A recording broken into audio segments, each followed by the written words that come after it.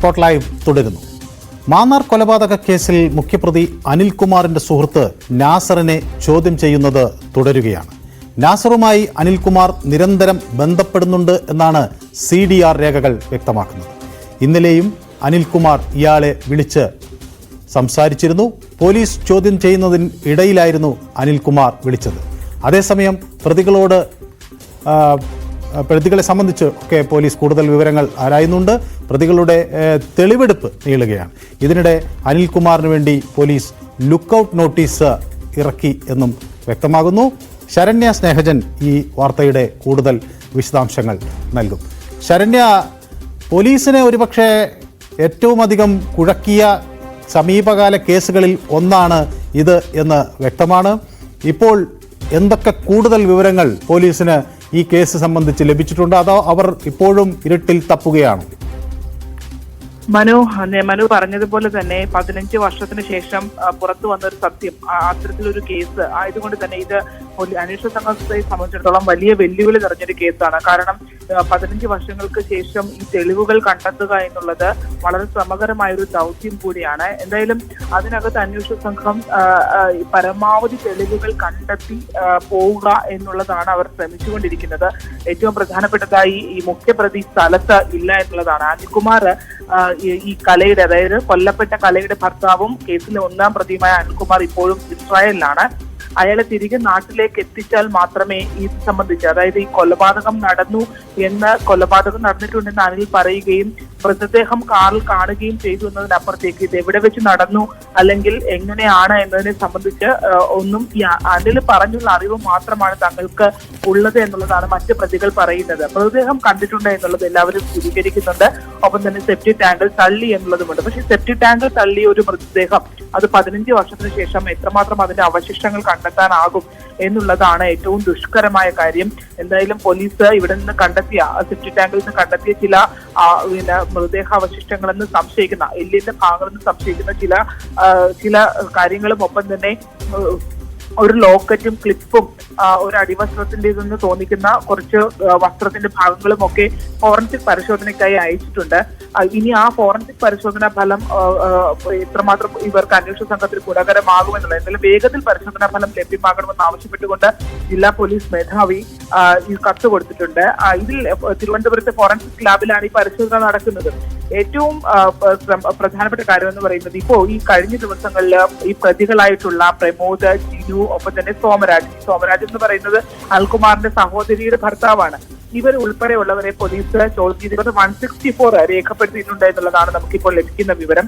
അതായത് മജിസ്ട്രേറ്റിന് മുമ്പിൽ ആ മൊഴി ഇവരുടെ രേഖപ്പെടുത്താൻ അടക്കമുള്ള കാര്യങ്ങൾ പോലീസ് പൂർത്തീകരിച്ചിട്ടുണ്ട് എന്നുള്ളതാണ് നമുക്ക് ലഭിക്കുന്ന വിവരം. അങ്ങനെ അത് കുറച്ചുകൂടെ കേസിന് സഹായിക്കുമെന്നുള്ളതാണ്. കാരണം അതെ, സ്വാഭാവികമായും ശരണ, ഇത്തരം ശാസ്ത്രീയ തെളിവുകളുടെ അഭാവം ഉള്ള സുപ്രധാന കേസുകളിൽ ഇൻവെസ്റ്റിഗേഷൻ സംഘം പ്രധാനമായി ആശ്രയിക്കുന്നത് ഇത്തരം 1664 സ്റ്റേറ്റ്മെന്റ് തുറന്നു പറച്ചൽ, ആരെങ്കിലും ഇത്തരം പ്രതികളിൽ ആരെങ്കിലും തന്നെ കുറ്റസമ്മതം നടത്തുക, അല്ലെങ്കിൽ അവർ മാപ്പുസാക്ഷികളാകാൻ വേണ്ടി ശ്രമിക്കുക, അങ്ങനെയൊക്കെ ചെയ്യുമ്പോൾ അത് കേസിന് കുറെ കൂടി ഇത്തരം ശാസ്ത്രീയ തെളിവുകളില്ലാത്ത കേസിന് കുറെ കൂടി ബലം നൽകും എന്നത് വ്യക്തമാണ്. ഇവരുടെ 3 പേരും ബന്ധുക്കളായിരുന്നു, സോമരാജിൻ്റെയും അതുപോലെ പ്രമോദും ജിതുവും ഒക്കെ. പക്ഷേ ഈ നാസറിന് ഇതിൽ എന്ത് ബന്ധമുണ്ട് എന്നാണ് മനസ്സിലാക്കുന്നത്? അദ്ദേഹം ഇവരുമായി ഏത് തരത്തിൽ അടുത്തിരുന്നു? അങ്ങനെ എന്തെങ്കിലും സൂചനകൾ പുറത്തു വരുന്നുണ്ടോ? ബന്ധുക്കളിൽ നിന്ന് തേടാവുന്ന പരമാവധി വിവരങ്ങൾ പോലീസ് ശേഖരിച്ചുകൊണ്ടിരിക്കുകയാണ്. ഈ പ്രതികളുടെ എല്ലാം ഭാര്യമാരുടെ അടക്കം പോലീസ് ചോദ്യം ചെയ്യുകയും അവരുടെ മൊഴി രേഖപ്പെടുത്തുകയും സ്റ്റേഷനിൽ വിളിച്ചു വരുത്തുകയൊക്കെ ചെയ്യുന്നുണ്ട്. ഇതിന്റെ കൂട്ടത്തിൽ ഈ കൊലപാതകം നടന്നതുമായി ബന്ധപ്പെട്ട ഒരു മാരുതി കാറിലാണ് ഈ ബോഡി കൊണ്ടുവന്നിട്ടുള്ളത് എന്നുള്ളതാണ് എല്ലാവരും നൽകിയിട്ടുള്ള മൊഴി. അപ്പൊ ഈ കാർ വാടകയ്ക്ക് എടുത്തതാണ് എന്നുള്ള വിവരം ആദ്യം ലഭിക്കുന്നുണ്ട്. ഒപ്പം തന്നെ സുഹൃത്തുക്കളിൽ ഒരാളുടേതാണ് എന്നും പറയുന്നുണ്ട്. അങ്ങനെയാണെങ്കിൽ ഈ മരണ കാലഘട്ടം, അതായത് 2009 ഡിസംബർ ആദ്യ ആഴ്ചയാണ് ഈ കല കൊല്ലപ്പെട്ടതാണ് പോലീസിന്റെ ഒരു നിഗമനം. ആ മരണ സമയത്ത് ആ കാലഘട്ടത്തിൽ ഉൾപ്പെടെ അനിൽകുമാറുമായി നിരന്തരം ബന്ധപ്പെട്ടുകൊണ്ടിരുന്ന ആളുകളുടെ ഒക്കെ CDR രേഖകൾ പോലീസ് പരിശോധിക്കുന്നുണ്ട്. ഇവരുടെ കോൾ ലിസ്റ്റ് അടക്കമുള്ള കാര്യങ്ങൾ, അനിൽകുമാറിന്റെ കോൾ ലിസ്റ്റ് അടക്കമുള്ള കാര്യങ്ങൾ പോലീസ് പരിശോധിച്ച് വരുന്നതിനിടയിലാണ് ഈ നാസറിന്റെ കോണ്ടാക്ട് പോലീസിന് കിട്ടുന്നത്. ഇതിൽ തന്നെ നാസറുമായി ആ കാലഘട്ടം മുതൽ ഇപ്പോൾ വരെയും തുടർച്ചയായി നിരന്തരം ബന്ധപ്പെടുന്നുണ്ട്, അനിൽകുമാർ ബന്ധപ്പെടുന്നുണ്ട് എന്നുള്ളത് പോലീസിന് ലഭ്യമായിട്ടുണ്ട്. ഇവർ രണ്ടുപേരും ഡ്രൈവിംഗ് മേഖലയിൽ ഉണ്ടായിരുന്ന ആളുകളാണ് എന്ന് പറയുന്നുണ്ട്. മാന്നാറിനടുത്ത് തന്നെയാണ് നാസർ താമസിക്കുന്നത്. ഇപ്പോൾ 2 വർഷമായി നെടുങ്കണ്ടത്താണ്, 2 മാസമായി നെടുങ്കണ്ടത്താണ് ഉള്ളത്. എന്തായാലും ഈ നാസറിനെ പോലീസ് ചോദ്യം ചെയ്തതിനിടയിൽ കഴിഞ്ഞ ദിവസം ഈ കേസുമായി ബന്ധപ്പെട്ട വിവരങ്ങളെല്ലാം പുറത്തു വന്നതിന് ശേഷവും അനിൽകുമാർ നാസറിനെ നിരന്തരം ബന്ധപ്പെടുന്നുണ്ട് എന്നുള്ളത് പോലീസിന് വ്യക്തമായിട്ടുണ്ട്. മാത്രമല്ല ഇന്നലെ പോലീസ് നാസറിനെ കസ്റ്റഡിയിൽ പോലീസ് ചോദ്യം ചെയ്തു. ആ കസ്റ്റഡിയിൽ ചോദ്യം ചെയ്യുന്നതിനിടയിൽ തന്നെ അനിൽകുമാറിന്റെ കോള് നാസറിന്റെ ഫോണിലേക്ക് വന്നിട്ടുണ്ട് ഇസ്രായേലിൽ നിന്നും.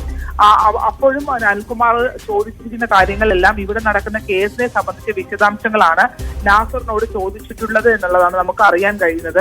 അത്തരത്തിൽ ഇപ്പോഴും ഏറ്റവും അധികം അടുപ്പമുള്ള ആൾ, ഏറ്റവും അധികം രഹസ്യങ്ങൾ അല്ലെങ്കിൽ ഈ കേസിനെ സംബന്ധിച്ചുള്ള വിവരങ്ങളൊക്കെ അന്വേഷിക്കുമ്പോൾ തീർച്ചയായും അത് രഹസ്യ സ്വഭാവത്തിൽ കുറ്റവാളിയായ ഒരാൾ സൂക്ഷിക്കേണ്ടതാണ്.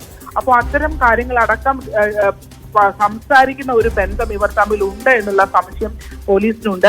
ഈ കാറ് വാടകയ്ക്ക് എടുക്കാൻ സഹായിച്ചതിനകത്ത് നാസറിന്റെ പങ്കുണ്ട് എന്നുള്ള അടക്കമുള്ള കാര്യങ്ങളാണ് ഇപ്പോൾ പോലീസ് ചോദ്യം ചെയ്ത് വരുന്നത്. ശരണ്യ, ഇതിൽ 3 സുപ്രധാന കാര്യങ്ങളാണുള്ളത്. ഒന്ന്, ഈ എന്നാണ് കൊല്ലപ്പെട്ടത് എന്നത് പോലീസിന് കൃത്യമായി ഏറെക്കുറെ പറയേണ്ടി വരും. ഇപ്പോൾ 2009 ഡിസംബർ ആദ്യവാരം എന്നൊരു തീയതിയിലേക്ക് അവർ പറഞ്ഞിട്ടുണ്ടെങ്കിലും അത് ഏത് ദിവസം എന്നത് പറയേണ്ടി വരും. 2, അത് സംബന്ധിച്ച് എന്തെങ്കിലും ആയുധങ്ങൾ, കൊല ചെയ്യാൻ ഉപയോഗിച്ചിട്ടുള്ള ആയുധങ്ങൾ എന്തുണ്ട് എന്നത് അതിനെ സംബന്ധിച്ച് ഒരു കൃത്യത പോലീസ് നൽകേണ്ടി വരും. മൂന്നാമത്തേത്, ഈ കൊല ചെയ്തതിന് ശേഷം ഈ ശരീരം എന്ത് ചെയ്തു എന്ന കാര്യവും പോലീസിന് വെളിപ്പെടുത്തേണ്ടി വരും. ഇത് കേസിന് അടിസ്ഥാനമായി വരുന്ന ഒരു കാരണമാണ്. അത് സംബന്ധിച്ച് കൂടുതൽ സൂചനകൾ ഈ സുഹൃത്തിൽ നിന്ന്, നാസറിൽ നിന്ന് ലഭിക്കും എന്ന് പോലീസ് കരുതുന്നുണ്ടോ? ഇന്നലെ നടത്തിയ ചോദ്യം ചെയ്യലിൽ ഇനിയും വിവരങ്ങൾ കിട്ടാനുണ്ട് എന്നുള്ള ബോധ്യത്തിന്റെ അടിസ്ഥാനത്തിലാണ് ഇന്നിപ്പോ വീണ്ടും ചോദ്യം ചെയ്യൽ നടത്തിക്കൊണ്ടിരിക്കുന്നത്. പ്രധാനമായും ഈ ഫോറൻസിക് വിഭാഗത്തിലുള്ള ആളുകളൊക്കെ തന്നെ പറയുന്നത് 15 വർഷമായി സെപ്റ്റിക് ടാങ്കിൽ കിടന്നത് മൃതദേഹത്തിന്റെ അവശിഷ്ടങ്ങളൊക്കെ കണ്ടെത്തുക എന്നുള്ളത് ശ്രമകരമായ കാര്യം തന്നെയാണ്. അതിനിടയ്ക്ക് 2 തവണ ടാങ്ക് ക്ലീൻ ചെയ്തു എന്നുള്ള വിവരമൊക്കെ ഇവർ പുറത്തുവിടുന്നുണ്ട്.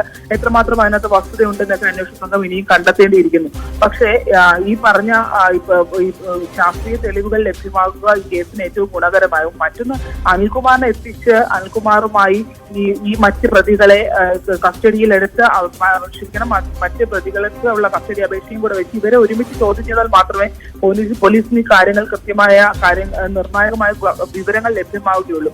അനിൽകുമാർ അവിടെ നിൽക്കുന്നിടത്തോളം ഇവർക്ക് അത് വലിയ പ്രതിസന്ധി തന്നെയാണ് ഈ അന്വേഷണ സംഘത്തിന് എന്നുള്ളതാണ്. എന്തായാലും അതിനു വേണ്ടിയുള്ള നടപടിക്രമങ്ങൾ പോലീസ് ആരംഭിക്കുകയും കേരള പോലീസ് ലുക്കൌട്ട് നോട്ടീസ് പുറപ്പെടുവിച്ചിട്ടുണ്ട്. അതിന്റെ കൂട്ടത്തിൽ തന്നെ ഇന്റർപോളിനെ ബന്ധപ്പെടുന്നതിന് വേണ്ടി CBIക്ക് നൽകാനുള്ള പേപ്പറുകളെല്ലാം തന്നെ ഇവർ കൈമാറിയിട്ടുണ്ട്. നോഡൽ ഓഫീസർ നമുക്കറിയാലോ CBI ആണ്. അതുകൊണ്ട് തന്നെ ഇന്റർപോളുമായി ബന്ധപ്പെടുന്നതിന് CBIക്ക് നൽകേണ്ട പേപ്പറുകളെല്ലാം ഇവർ നൽകിയിട്ടുണ്ട്. അപ്പോൾ അതിന് എത്രയും പെടുന്ന ഈ ഇന്റർപോളിനെ കൊണ്ട് ഇത്തരത്തിൽ ലുക്കൌട്ട് നോട്ടീസ് പുറപ്പെടുവിക്കുക, അല്ലെങ്കിൽ ബ്ലൂ കോർണറോ റെഡ് കോർണർ നോട്ടീസുകളൊക്കെ പുറപ്പെടുവിക്കുക എന്നുള്ളത് സ്വാഭാവികമായും അതൊക്കെ നീണ്ട പ്രൊസീജിയർ തന്നെയാണ്. അത് അത്തരം കാര്യങ്ങളൊക്കെ പോലീസ് ചെയ്യേണ്ടതുണ്ട്. എന്തായാലും അല്ലാതെ തന്നെ പ്രഷർ ചെലുത്തി അനിൽകുമാറിനെ ഇവിടേക്ക് എത്തിക്കാനുള്ള ശ്രമം പോലീസ് നടത്തുന്നുണ്ട്. ഏതായാലും ഈ അനിൽകുമാർ വന്നാൽ കേസിന്റെ കൂടുതൽ ചിത്രങ്ങൾ വ്യക്തമാകും. എന്താണ് സംഭവിച്ചിട്ടുള്ളത് എന്നതിനെ സംബന്ധിച്ചുള്ള കൃത്യത പോലീസിന് കൈവരിക്കാൻ കഴിയും എന്നാണ് നമ്മൾ പ്രതീക്ഷിക്കേണ്ടത്. ഏതായാലും വാർത്തയുടെ വിശദാംശങ്ങൾ ശരണ്യയാണ് നമ്മളുമായി പങ്കുവച്ചത്.